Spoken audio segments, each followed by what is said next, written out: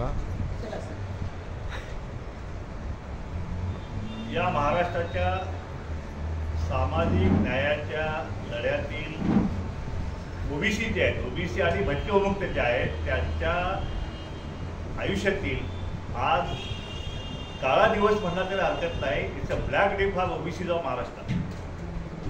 कारण आज जे काही घडलं, मराठा समाजाला उर्मिळच्या दाखले देऊन त्या ठिकाणी त्यांच्या नातेवाईकांना आणि सगळे सोयऱ्यांना सुद्धा त्यामध्ये घुसवण्याचा जो आहे तो उघडपणे एक षडयंत्र जे आहे ते या महाराष्ट्रामध्ये घडलं गेलं आणि त्याची उघडपणे जाहीर घोषणा सुद्धा आज मराठा समाजाच्या आंदोलनामध्ये त्याची सांगता करण्यासाठी या ठिकाणी सर्वतोपरी या ठिकाणी सविस्तर माहिती महाराष्ट्रात देण्यात आली। त्यामध्ये महाराष्ट्र सरकारने स्पष्टपणे 54 लाख की 57 लाख कुटुंबियांचे दाखले जे आहेत ते मराठा समाजाचे कुटुंबियांचे दाखले सापडल्याचं त्यांनी जाहीर केलेलं आहे। यापूर्वी 18 जानेवारीच्या त्यांच्या आदेशामध्ये सुद्धा त्यांनी तसंच म्हटलं की शिंदे समितीला या 54 लाख नोंदी सापडलेल्या आहेत आणि ते दाखले जे आहेत ते दाखले देण्यासाठी सगळ्या जिल्हाधिकाऱ्यांना जे आहे वॉर फुटिंगला दाखले देण्यासाठी आदेश देण्यात आलेले आहेत। त्याच्या पुढं तेवढ्यावर न थांबता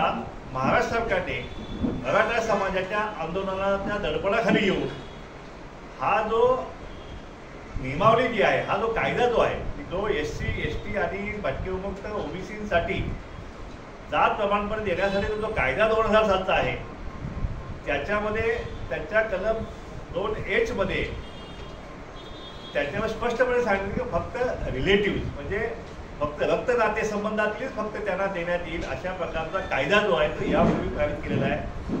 त्या कायद्यामध्ये त्या कायद्याला धाब्यावर बसून महाराष्ट्र सरकारने आज त्याच्यामध्ये बदल करण्याची अधिसूचना जी आहे ती या ठिकाणी जाहीर केलेली आहे आणि त्याच्यामध्ये म्हणजे इतका गोंधळ घातलेला आहे की हा फक्त बदल जो आहे तो फक्त मराठा समाजासाठीच लागू न होता तो बदल जो आहे तो बदल संपूर्ण SC ST ओबीसी VJT भटके विमुक्त SBC या सगळ्याला लागू होईल अशा प्रकारचा बदल जो आहे तो या महाराष्ट्र सरकारनं सुचवलेला आहे आणि त्या अशा ह्या बदलाचा जो आहे याचा आम्ही निषेध करतो।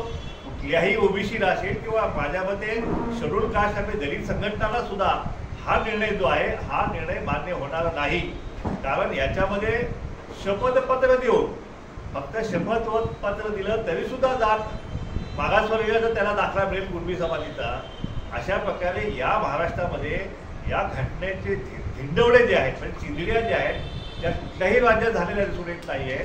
कारण फक्त शपथपत्रावरती अख्खं गणगोत म्हणजे रक्ताचं नाही, जे काय गणगोत आहे ज्या जातीमध्ये लग्न होऊ शकेल, ज्या जमातीमध्ये किंवा ज्या गणगोतामध्ये लग्न त्यांना पण आपोआपच मिळणार म्हणजे फक्त शपथपत्रावरती। म्हणजे अशा प्रकारे हा जो घटनात्मक जे घटनात्मक जे आरक्षण आमचं जे आहे त्या आरक्षणाचे 3-13 जे आहे वाढण्याचा प्रकार जो आहे या महाराष्ट्रामध्ये घडत आहे।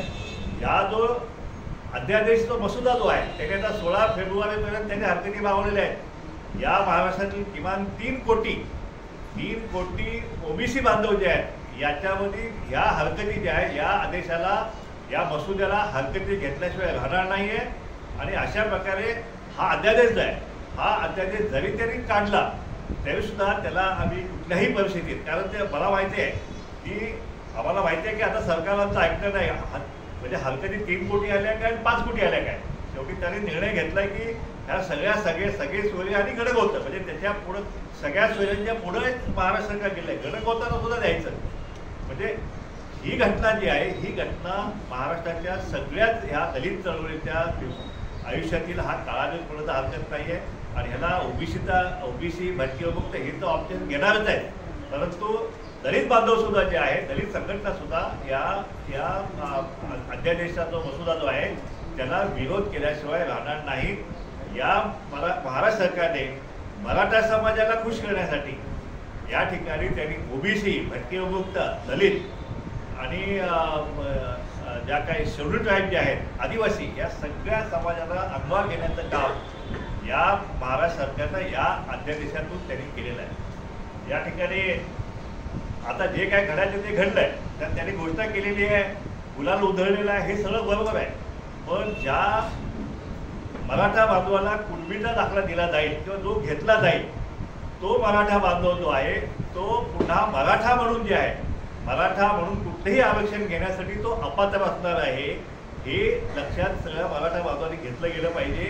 कारण जे EWS जे हक्काचं आरक्षण जे आहे जे घटनात्मक आरक्षण आहे ते आरक्षण सुद्धा आता जो कोणी कुणबीचा दाखला घेईल त्याला ह्या आरक्षणापासून आता वंचित व्हावं लागणार आहे. कारण आता मराठा समाज जो आहे तो OBC मध्ये आल्यानंतर आता रोहिणी आयोगानुसार जो आहे ते त्याचे 9% म्हणजे 9% असं वर्गवारी होणार आहे. आणि त्यामुळं मराठा समाजाला आता कुठल्या तरी एका 9% जावं लागलेलं आहे. आणि त्या 9% गेल्यानंतर त्या 9% त्यांना किती मिळेल ते जास्तीत जास्त 2% जास्त मराठा समाजाला मिळू शकत नाही आहे. कारण आता आमची मुलं जी आहेत आमचा आता मेरिट जे आहे ते 86 पासून 96% आहे. त्या मेरिटला त्यांना कॉम्पिटिशन करावं लागणार आहे. त्यामुळे तेवढं सोपं आता राहिलेलं नाही आहे. त्यामुळं मराठा समाजाचं आज हा फायदा झाला आहे त्यात नुकसान झालेलं आहे. हे मराठा समाजाच्या अभ्यासक असतील त्यांचे हितचिंतक असतील किंवा त्यांचे अभ्यासक असतील घटनातज्ञ असतील या ठिकाणी त्यांनी सारासा विचार केला गेला पाहिजे. आणि कुठल्याही परिस्थितीत याच्यामध्ये OBCचं तर नुकसान तुम्ही करतच आहात पण मराठा समाजाचं सुद्धा अतोनात नुकसान जे आहे ते या माध्यमातून जे आहे या कुणब्यांच्या दाखल्याच्या माध्यमातून OBC मध्ये त्यांचा शिरकाव करून मराठा समाजाचं नुकसानच होणार आहे अशी आमची स्पष्ट भूमिका आहे. OBC जे आहे आता OBC काय ह्या सगळ्याकडे बघत बसणार नाही आहे. कारण सरकारने आम्हाला आश्वासित केलं होतं की आम्ही कुठल्याही परिस्थितीत आम्ही OBCच्या आरक्षणाला धक्का लावणार नाही. त्याचप्रमाणे शिंदे साहेबांनी सुद्धा आम्हाला आश्वासित केलं होतं. त्या ठिकाणी देवेंद्र फडणवीस साहेब त्यांनी सुद्धा आम्हाला आश्वासित केलं होतं. त्याचप्रमाणे आमचे अजितदादा पवार असेल त्यांनी आश्वासित केलं होतं. सगळ्या पक्षांचे नेते म्हणजे उद्धव ठाकरे साहेबांनी तर विधानसभेमध्ये OBCच्या आरक्षणाला कणबसो धक्का लावणार नाही अशा प्रकारचं निवेदन जे आहे आम्हाला आश्वासित केलं गेलं होतं. पवार साहेबांनी सांगितलं की OBCच्या ताटात आरक्षण घेता कामा नये त्यांचं ताट डिस्काउंट घेता कामा नये सगळ्या पक्षांनी. मग आता हे सगळे पक्ष जे आहेत हे सगळे पक्ष गप्प काय त्यांनी त्यांची भूमिका स्पष्ट करावी लागणार आहे. का शेवटी आम्ही सर्वांना आम्ही जाब विचारणार आहे की तुम्ही आम्हाला शब्द दिला होता ती शब्द पाळायची जबाबदारी जी आहे ती तुमची होती. मग ह्या OBCच्या पाठीमध्ये खंजीर खुपशाचं काम या महाराष्ट्रामध्ये सर्वांच्या डोळ्यात देखत जे आहे ते झालेलं तुम्ही कसं शांत पाहू शकता हा माझा प्रश्न सगळ्या पक्षाच्या सगळ्या नेत्यांना आहे. माझा प्रश्न नाना पटोलेंना आहे शरद पवार साहेबांना आहे त्याचप्रमाणे देवेंद्र फडणवीस साहेबांना सुद्धा आहे. फडणवीस साहेब तर आमचा DNA आमचा OBCचा आहे. आता तो DNA काय सांगतोय तुम्ही का गप्पात तो DNA खवळत का नाही तुमचा आता कसं तुम्ही OBCना काय पण तोंड दाखवणार आहात. इतकी मोठी शुद्ध फसवणूक जी आहे ती OBC समाजाची या महाराष्ट्राच्या इतिहासात कधी कुठल्या राज्यात झालेली नाही आहे ती आज या महाराष्ट्रामध्ये झालेली आहे. दिवसा देखत हे आमचं आरक्षण हक्काचं आरक्षण जे आहे गरीब समाजाचं आरक्षण हे लुटलं गेलेलं आहे अशी आमची भावना आहे काय. आणि हे स्पष्ट झालेलं आहे आणि आणखीन लुटणार आहे सगळे हे. त्यामुळे ह्या OBC मध्ये किती येणार आहेत ह्यामध्ये आता काही सांगता येत नाही. एकंदरीत आजच्या धोरणानुसार महाराष्ट्र शासनाच्या संपूर्ण मराठा समाज जो आहे जो 2 कोटी असेल किंवा 3 कोटी असेल गणगोत वगैरे सगळ्यामध्ये जवळपास सगळं 100% मराठा समाज जो आहे त्याला OBC मध्ये घुसवण्याचा जो आहे कुणबी दाखले देऊन हे षडयंत्र जे आता उघडकीस आलेलं आहे आणि त्याचा आम्ही जाहीर धिक्कार करतो आम्ही निषेध करतो. आणि या सरकारला जे आहे तर ह्या OBCची फसवणूक ह्या गरीब समाजाची फसवणूक केल्याबद्दल या सरकारला आता या महाराष्ट्राच्या खुर्चीवरती राहण्याचा मुळीच अधिकार राहिलेला नाही. आणि म्हणून या सरकारने आता पायउतार व्हावे अशी सगळ्या OBC समाजातील सगळ्या नेत्यांची सगळ्या कार्यकर्त्यांची सगळ्या समाज भावनाची भावना आहे. आम्ही आता सोमवारी किंवा मंगळवारी राज्यपाल महोदयांना ज्यावेळी त्या ठिकाणी भेटून हा जो आमचा विश्वासघात झालेला आहे त्या विश्वासघाताबद्दल ह्या सरकार जे आहे या सरकारला पायउतार करण्यात यावं अशा प्रकारचे आम्ही निवेदन जे आहे ते आम्ही महामहिम गव्हर्नर साहेबांना या ठिकाणी घेणार आहोत. त्याचप्रमाणे हा जो अध्यादेश जो काढणार आहे त्याची होळीसुद्धा करण्याचं काम आता OBC बांधव सगळ्या तालुक्यातून सगळ्या जिल्ह्यातून करणार आहेत. आणि एकंदरीत जो आहे आता OBCचं आंदोलन जे आहे या ठिकाणी आतापर्यंत आम्ही विश्वास ठेवतो की आम्हाला वाटतं की हे शब्द पाळतील आमच्या अर्थ धक्का लावणार नाही. पण आज ज्या तऱ्हेने आज जे काही सगळं झालं आहे सगळ्या महाराष्ट्रानं पाहिलं आहे सगळ्या देशानं पाहिलं आहे जगानं पाहिलं आहे की OBC हा लुटला गेला आहे महाराष्ट्रामध्ये. आणि म्हणून हा OBC आता शांत बसणार नाही. या ओबीसी जो आहे आता आक्रमकपणे प्रत्येक तालुक्यामध्ये असेल, जिल्ह्यामध्ये असेल, हा ओबीसी आता आक्रोश आंदोलन केल्याशिवाय राहणार नाही. आणि तालुक्यामध्ये, गावागावामध्ये हा जाब जो आहे, हा जाब या सरकारला तसंच सगळ्या पक्षाच्या नेत्यांना जो आहे, हा ओबीसी समाज आता केल्याशिवाय राहणार नाही. आणि आता ज्या सत्तेच्या माध्यमातून हे सगळं डोळ्यात देखत आम्ही लुटले गेलेले आहेत आणि आमचा केसाला गळा कापण्याचं काम हे झालेलं आहे. ज्या सत्तेच्या माध्यमातून झालेलं आहे, ती सत्ता जी आहे, ती सत्तासुद्धा उलथवून टाकण्यासाठी आता ओबीसीला जो आहे राजकीय पर्याय जो आहे ते या महाराष्ट्रामध्ये उभा करावाच लागेल. थोड्या दिवसात आम्ही सगळ्यांची बैठक घेऊ आणि हा ओबीसीचा राजकीय पक्ष जो आहे तो कसा असेल, त्याची घटना कशी असेल आणि काय त्याची भूमिका असेल, ही सगळी भूमिका जी आहे ती आम्ही आता सगळ्या ओबीसी नेत्यांची बैठक घेऊन आमची भूमिका जी आहे या महाराष्ट्रामध्ये आता ओबीसीचा राजकीय पक्ष आम्हाला निर्माण केल्याशिवाय आमच्यापुढं आता दुसरा पर्याय या सरकारनं आणि सगळ्या पक्षांच्या सगळ्या व्यवस्थेनं जे आहे हे आमच्यापुढं दुसरा पर्याय शिल्लक ठेवलेला नाही. त्यामुळं आम्हाला ही लढाई जी आहे, आम्हाला ही राजकीय आरक्षणाची लढाई, आरक्षण वाचवण्यासाठी आम्हाला राजकीय लढाईसुद्धा आम्हाला करावी लागणार आहे. आरक्षणासाठी जी आहे, मतपेटीची सुद्धा लढाई जी आहे ती आता आम्हाला सगळ्या ओबीसी, भटकेमुक्त आणि दलितांना एकत्र येऊन या महाराष्ट्रात आम्हाला लढावीच लागणार आहे. आणि त्यामुळं ही लढाई लढण्यासाठी सुद्धा आम्ही आता तयारी करत आहोत. आणि त्यामुळं पुन्हा एकदा या महाराष्ट्राच्या ह्या ओबीसीचा आरक्षणाचा सत्यानाश केल्याबद्दल या महाराष्ट्राच्या सरकारचा आम्ही जाहीर निषेध करतो. आणि त्याचप्रमाणे येत्या 24व्या निवडणुकीत या सरकारला धडा शिकवण्याचा सुद्धा कार्यक्रम जो आहे तो ओबीसी केल्याशिवाय राहणार नाही असा इशारा सुद्धा आम्ही देत आहोत. आमचं आंदोलन जे या ठिकाणी मुंबईत होणार होतं त्यांचा गोपनीय अहवाल आला पोलिसांना की आमचे लाखो बांधव या ठिकाणी आंदोलनासाठी येणार आहेत आणि त्यामुळे इथं आणखी कायदा सुव्यवस्था प्रश्न निर्माण होईल म्हणून आमची परवानगी जी आहे, आमची आंदोलनाची परवानगी त्यांनी आयत्या वेळी संध्याकाळी 6 वाजता नाकारलेली आहे. परंतु हे आंदोलन आमचं स्थगित केलं आहे की कुठल्याही आम्हाला वाद करायचा नाही, आम्हाला प्रशासनाची वाद करायचा नाही आहे, आम्ही कायदा पाळणारे आम्ही लोक आहोत आणि म्हणून ते आंदोलन स्थगित केलेलं आंदोलन जे आहे ते पुन्हा तेवढ्याच ताकदीने किंवा त्याच्या दुप्पट ताकदीने जे आहे ते आंदोलन आम्ही मुंबईत करणार आहोत. त्याची तारीख आम्ही बहुतेक सोमवार किंवा मंगळवारपर्यंत जे आहे आम्ही त्या आंदोलनाची तारीख जी आहे ते आम्ही जाहीर करू. या आंदोलनामध्ये कोकणातला कुणबी असेल, भंडारी असेल, मुंबईतला कुणबी, भंडारी, तेली, माळी, कोष्टी, धनगर सगळे जे आहेत सगळे मोठ्या ताकदीने जे आहे ते या आंदोलनामध्ये सहभागी होणार आहेत आणि जसं उत्तर जे आहे ते आंदोलनातून सुद्धा आम्ही दिल्याशिवाय राहणार नाही. आता ओबीसीच्या आरक्षण बचाव लढा जो आहे तो आता आणखीन तीव्र आम्हाला करावा लागत आहे आणि त्यामुळे जे काही कायदा सुव्यवस्था प्रश्न निर्माण होईल त्याची जबाबदारी जी आहे ती जबाबदारी आता महाराष्ट्र शासनाने घ्यावी. हा शब्द टाकल्यामुळे नेमका काय फरक पडणार आहे आणि हा शब्द हा किती आतापर्यंतचं जे संविधान आहे किंवा आतापर्यंतचा जो बदल आहे त्यामध्ये कशी अडचण निर्माण होणार आहे ते एकदा थोडंसं. नाही, त्यांनी सगळे सोयरे हा शब्द तर आहे तो केलाच आहे, त्याच्यापेक्षा आणखी एक शब्द तो गडबोध केलेला आहे. सगळे सोयऱ्यांपेक्षा गडबोध हा शब्द आणखीन मोठा आहे. म्हणजे त्यात आता कुठे शिल्लक ठेवले नाही.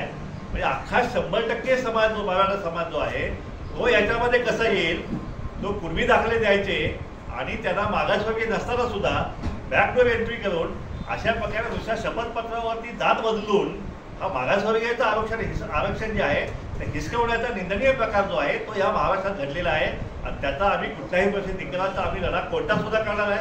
रस्त्यावरची लढाई आम्ही लढू आणि न्यायालयीन लढा सुद्धा आम्ही लढू आणि राजकीय लढाई सुद्धा जी आहे ती आम्ही आता लढल्याशिवाय स्वस्थ बसणार नाही.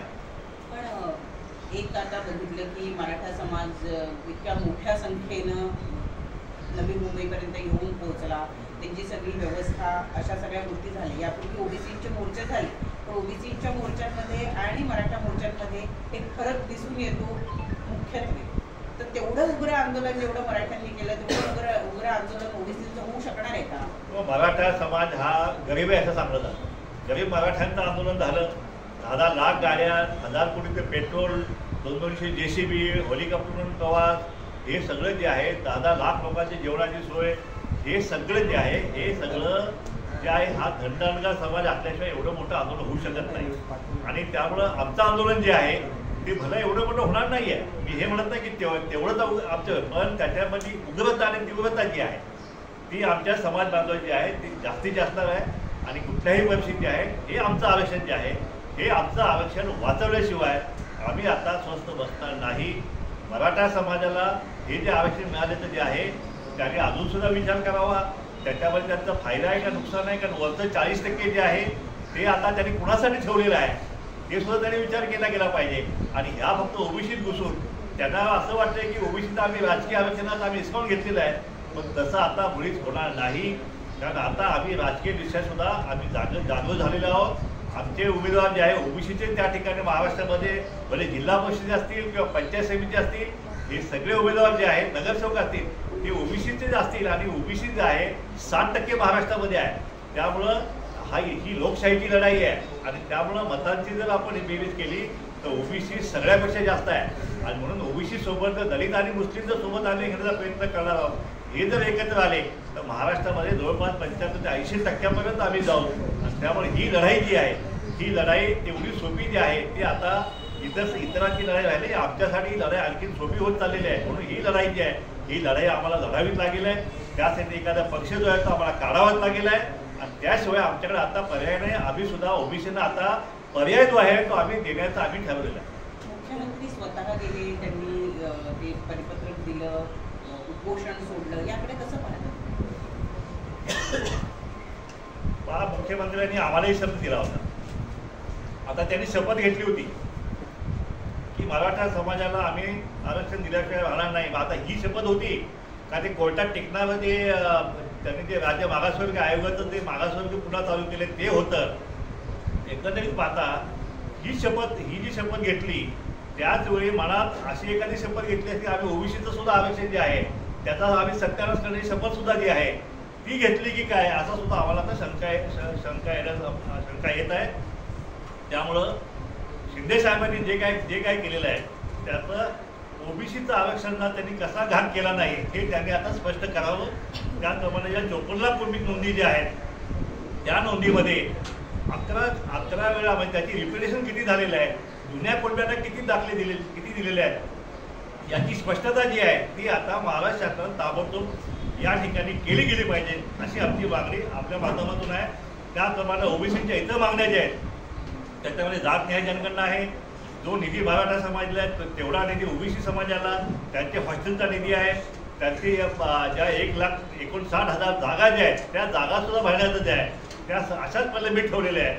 त्यामुळे आमच्यासुद्धा मागण्याविषयी जे आहे आता सरकारची काय भूमिका राहणार आहे ही सरकारला आता ताबडतोब स्पष्ट करणे आवश्यक आहे. भाऊ राठोड असं म्हणतायत की भुजबळ सरकारमध्ये आहे आणि ते ओबीसीचं आरक्षण वाचवण्यामध्ये अपयशी ठरलेले आहे, तर भुजबळांनी राजीनामा द्यावा. आपलं काय म्हणणं आहे यावर?